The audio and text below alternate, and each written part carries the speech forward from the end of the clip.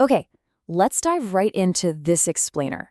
Today, we're looking at something incredibly practical, the 7-day core foundation protocol. If you've been wanting to strengthen your core but, felt totally overwhelmed by those super intense routines, this is exactly what you need. It's a beginner-friendly, 8-exercise core challenge designed to build strength without all that intimidation factor. So, what's the commitment here? Just 7 days. Literally, that's it. One single week. We're talking about a highly manageable time frame for this daily circuit.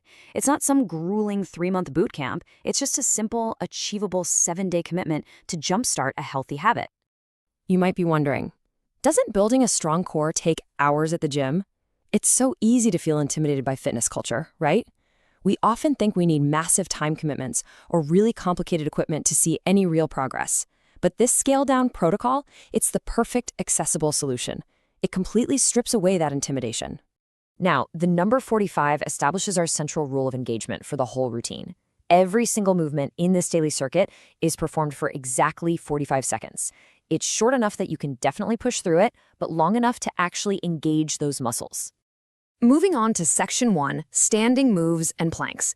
This makes up the first half of the circuit. Let's actually walk through the specific modifications that make this first half so beginner-friendly. For jumping jacks, instead of jumping, you scale it down by simply stepping 1 foot out at a time, raising your arms overhead and stepping back in. And for high knees, instead of hopping to bring your knees way up towards your chest, you just scale it down by marching in place. You're still getting the movement in, but you're taking the impact right out of the equation. And this brilliantly illustrates the plank modification. You absolutely don't have to struggle with the standard elbow variation if you aren't quite ready for it. Instead, you make it easier by holding a high plank with your palms pressed against the floor.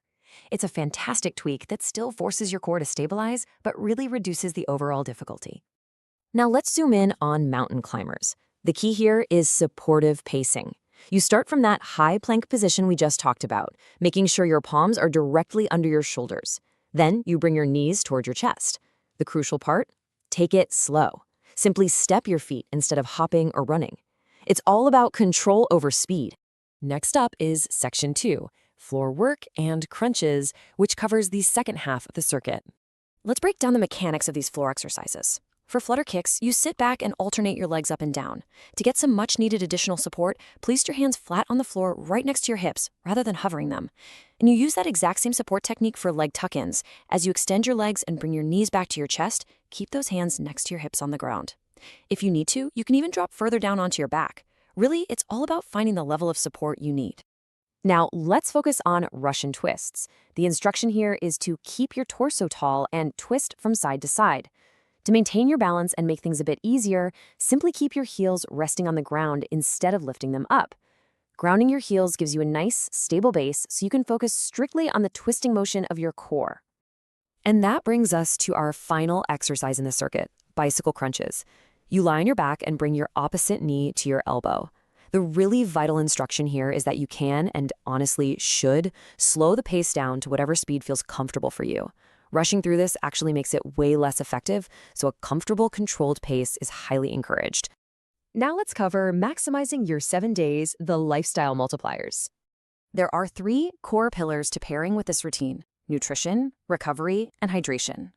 So the crucial point is to not view these as strict, punishing rules, but rather as your restorative allies. This holistic trio essentially multiplies the effects of your daily workout. Basically, if you're putting in the effort on the floor, these habits are the secret sauce that ensures your body actually benefits from it. Let's drill down into nutrition specifically. The protocol recommends a healthy diet, but practically, what does that actually mean for these 7 days? Well, the primary focus is to actively avoid foods containing trans fats or high amounts of sugar. Cutting those out, even just for this 1 week, is going to clear the way for you to see the absolute best possible results from all your hard work. Rounding out our lifestyle multipliers, we have recovery and hydration. This is beautifully simple.